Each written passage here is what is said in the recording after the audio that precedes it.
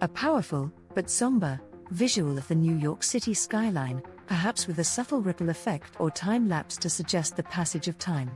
A low, thoughtful musical score begins. September 11, 2001.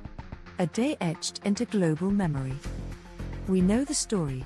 19 Al-Qaeda terrorists hijacked 4 planes, striking the World Trade Center and the Pentagon, with a 4th plane crashing in a Pennsylvania field after a heroic struggle by its passengers. It was a horrific, and entirely successful, act of terrorism that killed nearly 3,000 people. But what if that was only the first chapter of the story?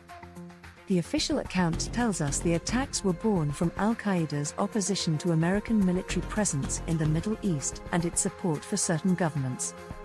They sought to weaken the US globally, and they succeeded in creating widespread fear. But the aftermath of 9/11 reveals a different, more complex narrative.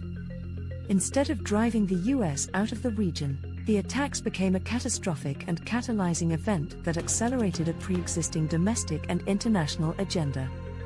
This is the story of how 9/11 was both a brutal act of terrorism and a turning point that enabled profound political gain.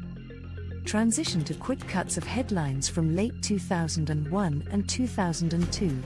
Patriot Act passed. DHS created. War on Terror declared. The Great Acceleration. The response to the attacks was swift and sweeping. Domestically, a panicked Congress passed the USA Patriot Act just 6 weeks later. This law, which many members admitted they hadn't even had time to read, vastly expanded the government's ability to spy on its own citizens with reduced judicial oversight. It allowed for secret searches and gave authorities the power to access private records from doctors, libraries, and internet providers without probable cause. The attacks also served as the impetus for the largest US government reorganization since 1947. In 2003, the Department of Homeland Security was created, unifying 22 separate agencies under one umbrella. This monumental shift, which had long been discussed, was only made possible by the political will generated by the attacks. The same was true for foreign policy. Within a month, the US launched an invasion of Afghanistan to dismantle Al-Qaeda and remove the Taliban. But the most profound shift came 2 years later, with the invasion of Iraq. The stated justifications for that war, that Saddam Hussein possessed weapons of mass destruction and had ties to Al-Qaeda, were systematically proven to be based on faulty intelligence. NAC Report 2000, greater than 9/11, greater than Patriot Act, greater than Iraq invasion, the new Pearl Harbor. So, if the official reasons for the Iraq war were flawed, what was the real motive? To understand this, we have to go back to a document published in September 2000 by a think tank called the Project for a New American Century, or NAC. Their report, titled Rebuilding America's Defenses, outlined a vision for a US-led global security perimeter to protect American interests and maintain dominance. The authors of this report, some of whom would later hold key positions in the George W. Bush administration, including Vice President Dick Cheney, stated that the process of transforming the US military would likely be a lengthy one, unless a catastrophic and catalyzing event, like a new Pearl Harbor, occurred. Just 1 year later, they got their new Pearl Harbor. This isn't a theory about an inside job. Instead, scholars point to the performative war thesis. This idea suggests the invasion of Iraq was not a preventative security measure but an act of generalized deterrence.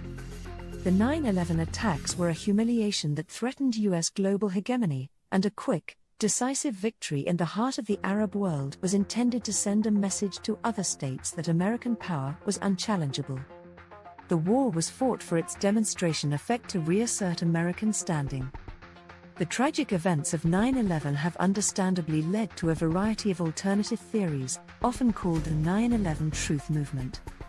But it's crucial to distinguish between a geopolitical analysis of the attack's consequences and the widely debunked conspiracy theories about their cause. Controlled demolition, one of the most prominent theories, claims the collapse of the towers was too fast and symmetrical to be caused by fire, suggesting explosives were used. However, The National Institute of Standards and Technology, or NIST, concluded that the collapses were caused by the combined effects of the plane impacts and the subsequent fires, which weakened the steel structures. NIST found no evidence of explosives and explained that the puffs of smoke seen were caused by air and debris being compressed by the falling building. No plane at the Pentagon, another theory alleges a missile, not a plane, hit the Pentagon. This has been rejected by all credible investigations and is contradicted by video footage and eyewitness accounts that confirm the crash of Flight 77. Foreknowledge theories, the LEHOP, let it happen on purpose, and MAHOP, made it happen on purpose, theories suggest government insiders had foreknowledge of the attacks and either allowed them to happen or planned them. The 9/11 Commission found no evidence that the Bush administration had prior knowledge of the specific attacks. In the end, 9/11 remains an event of immense, and often conflicting, significance. It was an act of terrorism with clear, stated motives. But it was also a pivot point in history, a moment that enabled a pre-existing geopolitical calculus to come to fruition, fundamentally redefining US policy for decades.